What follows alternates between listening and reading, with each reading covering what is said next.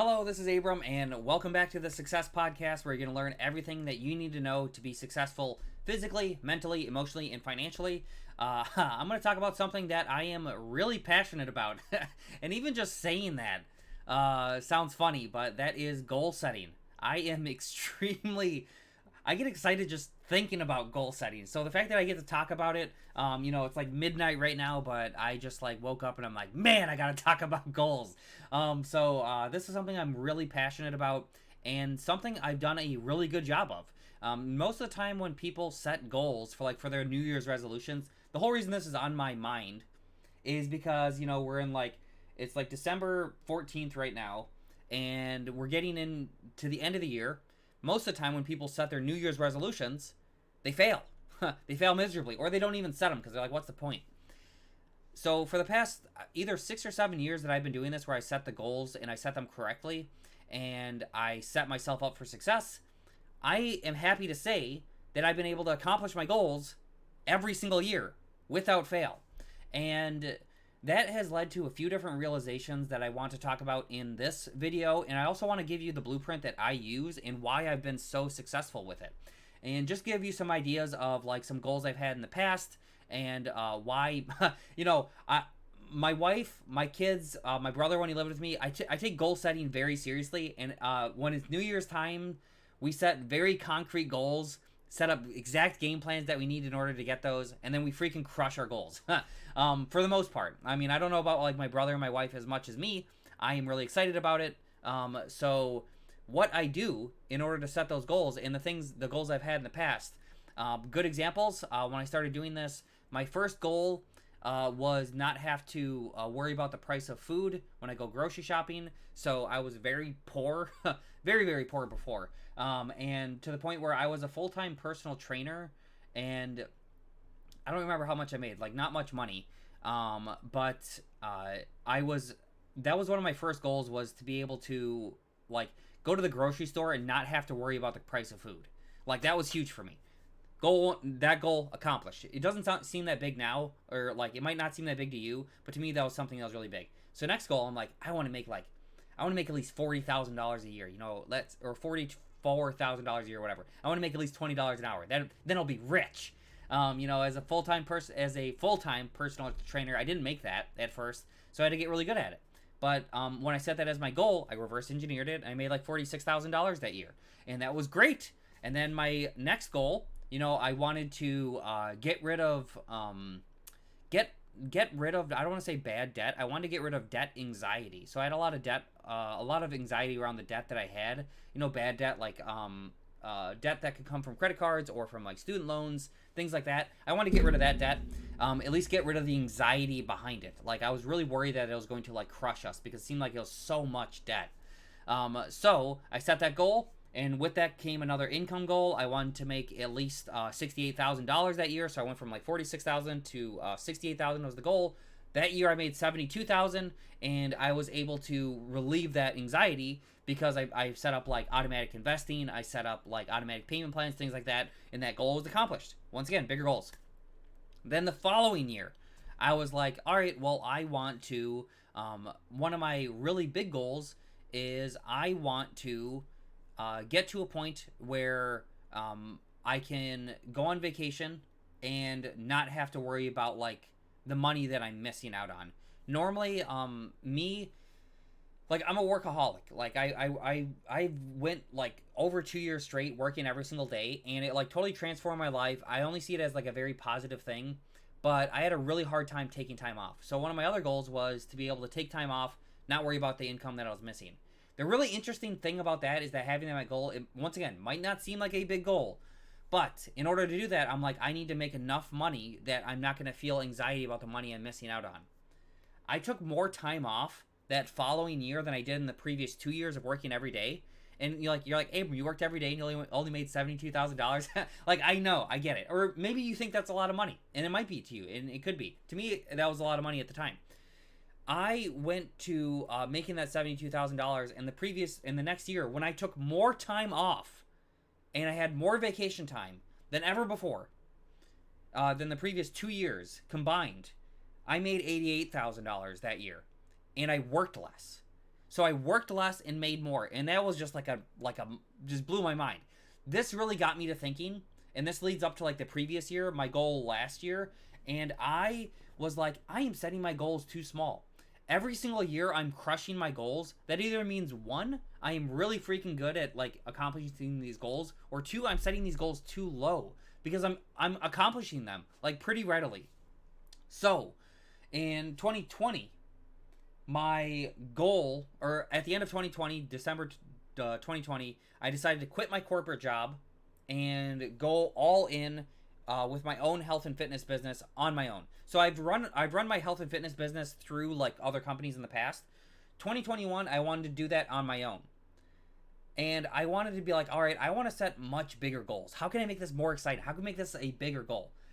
2021, I was like, I want to create a business that can sustainably create between like $8,000 and like $10,000 a month in order to make like $100,000 like in the year. So like I wanted to be able to create a business that can do that. So I went really hard into it. Like I once again started working every day. I spent over $10,000 on a business coach and a mentor that can help shortcut that process. And spoiler alert, it totally worked. So in the first 3 months, like in the first 6 weeks alone, I made like over $10,000, which is like wild to me that I can make that much money just in my own business that just started. That being said, I worked every day and I accomplished that goal. And then after 3 months, I immediately felt this gap. And I was like, what am I supposed to do with my hands? Like, I felt like I didn't know what to do anymore. I'm instantly like, I don't know if I'm getting bored. Or I don't know what to do. Like, I set the goals too small. So I'm not going to do that again where I'm not going to shrink my entire year into 3 months. Instead, I'm going to change my goal planning in a way where I have a much bigger ultimate goal and then create a yearly goal that will help me towards that ultimate goal. So, if you want to do this, if you want to absolutely crush your goals and you want to follow the same system that I follow, it doesn't have to be financial. Like, I'm just very open about like how much money I make, like in my business or like what I'm doing. And, it's not to be like impressive, or maybe it's not even impressive to you. You might make a lot more money than me.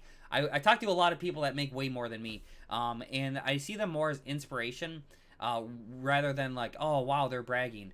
And I don't want it to feel like I'm bragging. Instead, I want to teach you what I've done to be really successful with hitting my New Year's resolutions and hitting my goals. So, what you want to do, what has been really motivating for me and what has made it really successful is every single year, I will have one goal. One goal that actually ties down to the real reason why I even want to accomplish that goal. So, let's reverse this way back, where I was going back and I was trying to achieve these different goals where I'm like, all right, well, I want to be able to not worry about the price of food. I want to be able to go on vacation, those kind of things. And I'm like, why do I actually want this goal? Like, why do I actually want to not worry about like going on vacation and stuff? Or why do I actually want to be able to take these vacations? The ultimate goal was to relieve the debt anxiety. That was my number one goal, relieve debt anxiety. In order to do that, I needed to do other things. But the reason you want to set your ultimate goal and tie it to that emotion, tie it to that real reason that you want it, is because there's like 100 different ways you can accomplish your goals. If at the beginning of the year you say I can only accomplish my goal doing this one thing, you're going to try to go down that path. Lots of times it doesn't work. You aren't set up to course correct and actually find a different path to your goal. So what ends up happening, let's say that you want to, let's use it as like a health and fitness goal, because I'm literally a health and fitness coach. Like my health and fitness program is extremely effective. Like, it's so effective, I literally offer a 100% money back guarantee to my clients that they'll see the results they want to see physically, mentally, and emotionally. So that is a huge claim to make, and that is because it's really effective. So if you want to do this, if you want to be someone that can actually achieve your health and fitness goals, what you want to do is you want to set the ultimate goal, but attach it to that emotion that you want to feel. And I do this with my clients, and this is why it's so successful. A lot of times people they'll gain weight, like they'll gain and lose like the same weight over and over. They might go plus or minus like 20, 50 pounds like in a year. They'll gain weight, lose weight, all these different ways. But they end up gaining the weight back plus some over and over because they're not dealing with the underlying issue. And that is the mental and emotional side of their health and fitness. So if we were to focus on that underlying issue, if I were to focus on relieving that debt anxiety, that real reason why, like it is something that is like the deep down reason why I want to do this. That is what's going to carry you through. That is what's going to be motivation. That is what is actually going to lead to accomplishment. So you can course correct as you go through the year, but make sure you tie it towards the ultimate thing. So my goal moving into 2022 is I want to be able to pay for my parents' retirement. Both of my parents right now, I don't want to get too personal into it, but they're set up to work until retirement age, but both of them work jobs where I don't think it's the best on their bodies, and I would love to, be able to afford to have them retire. That is a huge goal. You're going to need a bunch of money for that. But in order to hit that goal, what would I need to do? Why do I even want to do that? What emotion is that tied to? So for me, for a long time, like I was like, I kind of like my parents. I don't really feel like grateful for them. Like I don't, I feel like they could have been better. And looking back on it now, one of the biggest revelations for me inside of 2021 is I finally forgave my parents for not being perfect. And I can honestly say I love my parents 100%.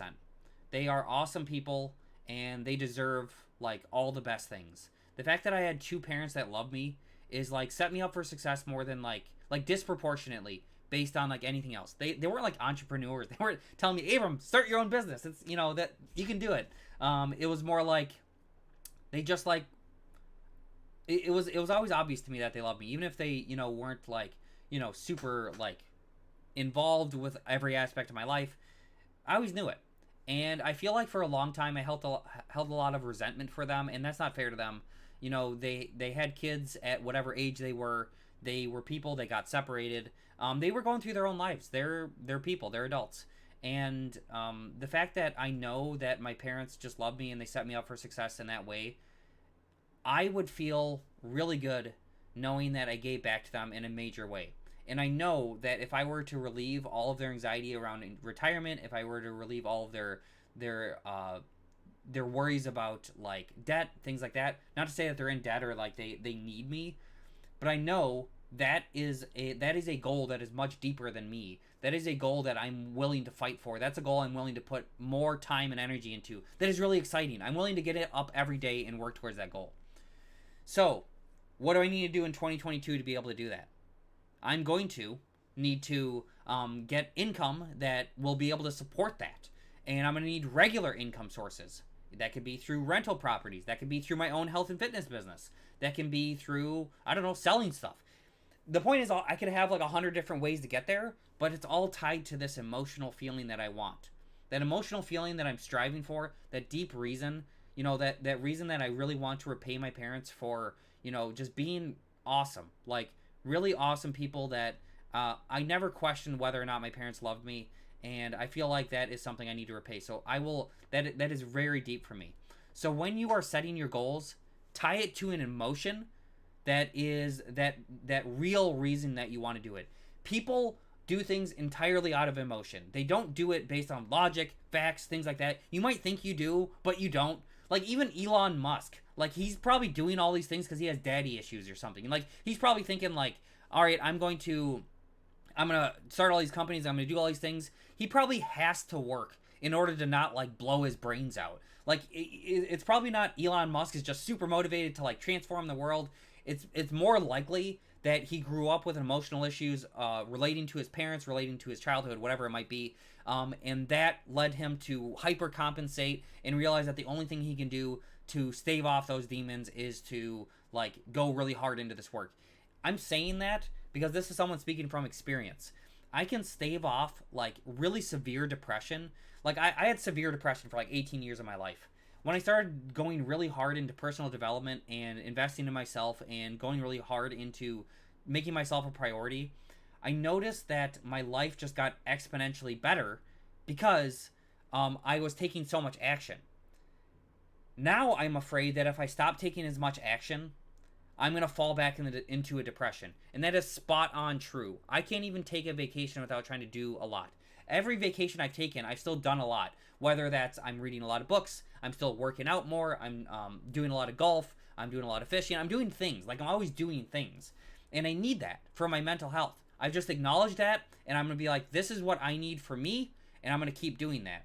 For you, maybe you don't have to be a workaholic. Maybe you don't need to do that for your mental and emotional health. But every time you set goals, if you want to accomplish that, tie them to an emotion, and that's how you get to where you want to be. So hopefully this helps get you to where you want to be when it comes to reaching your goals. And I know this is not the typical advice that you've heard before 100%. They say, make it a SMART goal, make it attainable and stuff. That's all good advice. Make it tied to emotion, and you will actually crush your goals. Hope you like this, and I have other podcasts on being successful you should check out. Thank you for watching.